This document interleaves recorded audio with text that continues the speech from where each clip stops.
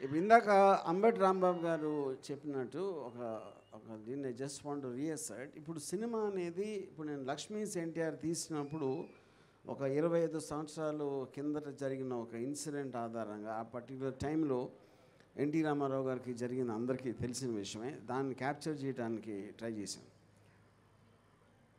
కానీ ఇది హిస్టరీ కాదు, ఇది ఎప్పుడో 20-30 సంవత్సరాల క్రితం జరిగిన కథ. ఇప్పుడు జరుగుతున్న, మొన్న జరిగిన, నిన్న జరిగిన, ఇప్పుడు జరుగుతున్న కథని, ఇలాంటి ఆస్పెక్ట్ అనేది ఇంతవరకు వరల్డ్ హిస్టరీలో ఎప్పుడు రాలేదు నాకు తెలిసి.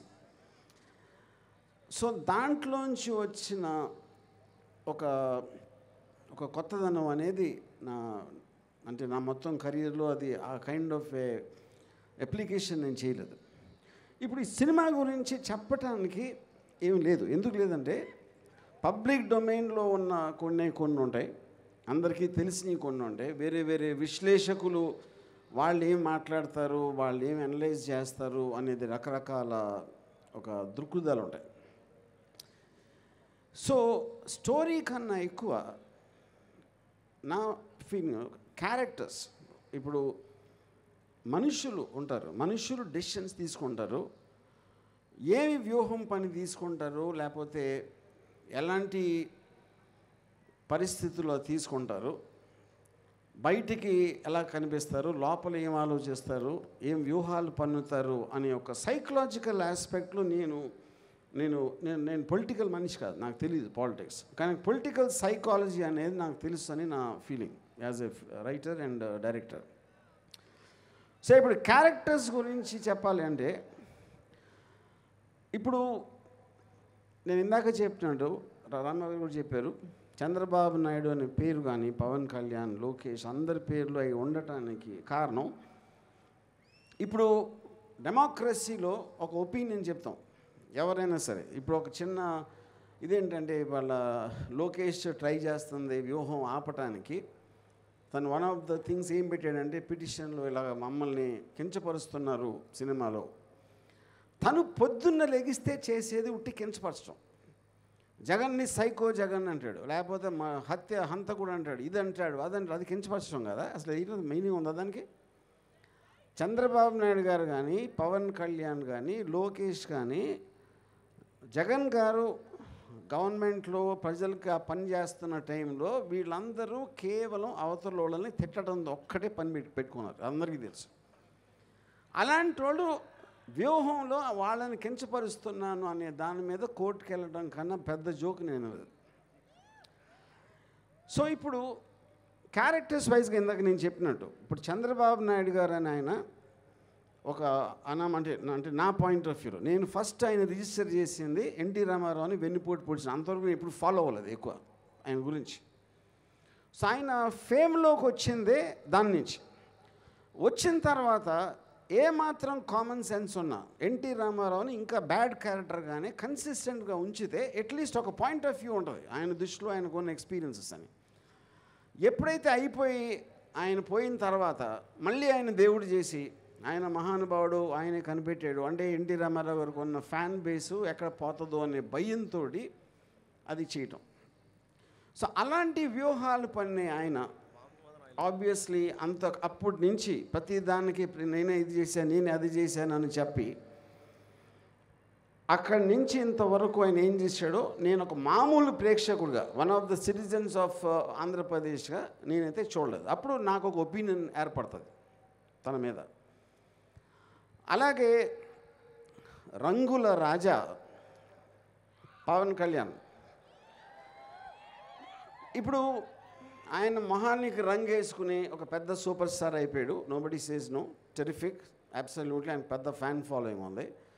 ఒక రాజకీయ నాయకుడిగా వచ్చినప్పుడు నేను ఇది చేస్తా అని సినిమాలో డైలాగ్ చెప్పినట్టు చెప్పి, ఆ తర్వాత ఇప్పుడు జనసేన పార్టీ పెట్టినప్పుడు నేను కూడా ఇంప్రెస్ అయ్యాను ఆ టైంలో.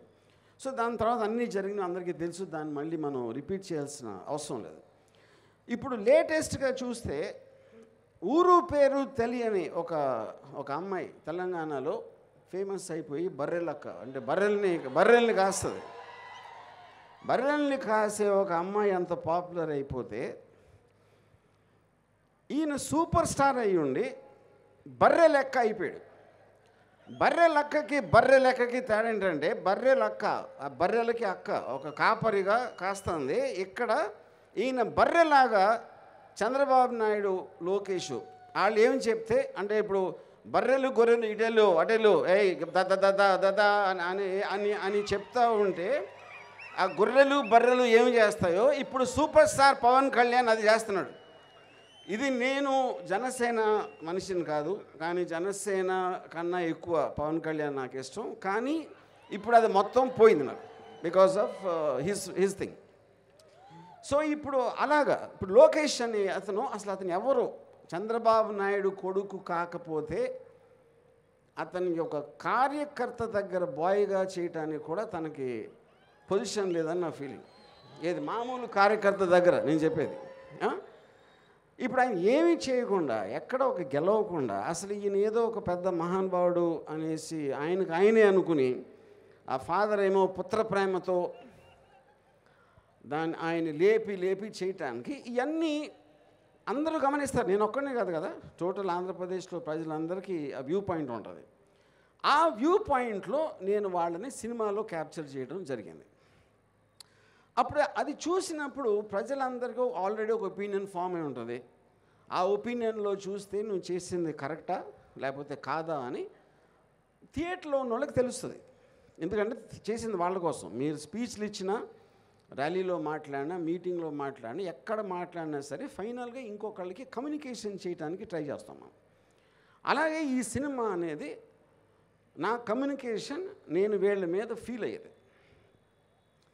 ఆబ్వియస్లీ కొంతమంది నేను వైసీపీ కవర్ట్ నేను చెప్తున్నాను కదా ఓపెన్గా, నేను జగన్కి ఫేవర్గానే ఉంటుంది ఈ సినిమా. జగన్ అంటే నాకు చాలా మంచి అభిప్రాయం అని చెప్పింది. దాని తర్వాత ఇంకా కోవర్ట్ ఏంటి? ఎందుకంటే వాళ్ళు ఉట్టి కోవర్ట్లే ఉపయోగిస్తారు. స్ట్రైట్గా కొండ బద్దలు కొట్టినట్టు చెప్పేస్తే వాళ్ళ కన్ఫ్యూజన్ వచ్చేస్తుంది, ఇదేంటి ఇది ఏం చేస్తున్నాడు అని యూనో. సో ఆ కాంటెక్స్ట్లో నేను చెప్పేది. సో ఇప్పుడు ఈ సినిమా నా ఉద్దేశం ఏంటి అంటే నాకు అర్థమైన వాళ్ళ క్యారెక్టర్లు, వాళ్ళు మాట్లాడితే బట్టలు ఇప్పదీసి కొడతాం, లేకపోతే గొంతు పిసికేస్తాం, దవడ పగల కొడతాం. ఆయనేమో ఒక ఎర్ర బుక్ అంటాడు, అది ఎర్ర బుక్క ఎర్రి బుక్క అనేది మనకి తర్వాత తెలుస్తుంది యూనో. అంటే ఒక డిక్టేటరా మీరు? డెమోక్రటిక్ కంట్రీలో పేర్లు రాసేసుకుని వీళ్ళందరి సంగతి చేస్తా అంటే నాకు తెలిసి కిమ్ యాన్ యంగ్ కూడా చేసి ఉన్నాడు అలాంటిది నార్త్ కొరియాలో యూనో. సో ఈ కైండ్ ఆఫ్ రెటారిక్ డైలాగ్స్తో వచ్చే వాళ్ళ మెంటాలిటీ ఎలా ఉంటుందని నేను రీసెర్చ్ చేసిన అవసరం లేదు. మీరు ఎవరైనా సరే యూట్యూబ్ వీడియోలు చూస్తే తెలిసిపోతుంది దాని గురించి. సో వాళ్ళేమో చెయ్యలేని పని, బట్టలు ఎవడదీసి కొడతా, పరిగెట్టిస్తా అని ఏదైతే చెయ్యలేని చెప్తున్నారో, నేను వాళ్ళ నిజం బట్టలు కాదు, వాళ్ళని నేకెడ్గా చూసే ఇష్టం ఎవరికి ఉంటుంది కానీ అది వేరే విషయం. వాళ్ళ యాక్చువల్ ఆలోచనని, వాళ్ళ సంకుచిత్వానికి ఆ బట్టలు మాత్రం ఈ సినిమాలో కంప్లీట్గా ఇప్పైపోతున్నా. So this is my final say of film and I want to thank everybody, వేదికంచిన పెద్దలందరికీ. అండ్ వ్యూహన్ సినిమా అనేది నేను ఇందాక చెప్పినట్టు it's a very unique kind of a film. అందుకని నా ఫీలింగు వాళ్ళు కూడా ఆ టెన్షన్ ఫీల్ అవడానికి అదే రీజను. ఇందాక చెప్పినట్టు ఆర్టికల్ 19 కాన్స్టిట్యూషన్ ఆస్పెక్ట్లో ఏ మనిషికైనా ఒక ఫ్రీడమ్ ఆఫ్ థాట్ ఉంటుంది, ఫ్రీడమ్ ఆఫ్ ఎక్స్ప్రెషన్ ఉంటుంది. సో నేను well with in the limits of legality నేను చేయడం జరిగింది. అందుకనే సెన్సార్ బోర్డ్ సర్టిఫికేట్ వచ్చింది మాకు. సో ద పాయింట్, అది హైయెస్ట్ అథారిటీ. దాని తర్వాత ఎవరైనా ఏమైనా ట్రై చేయొచ్చు, అది కోర్టులో మా అడ్వకేట్స్ ఆ రోజు వచ్చినప్పుడు వాళ్ళు చూసుకుంటారు. సో లైక్ దాసరి కిరణ్ గారు చెప్పినట్టు వీఆర్ ఆన్ ట్రాక్. డెఫినెట్గా 29న సినిమా రిలీజ్ అయిపోతుంది. థ్యాంక్స్.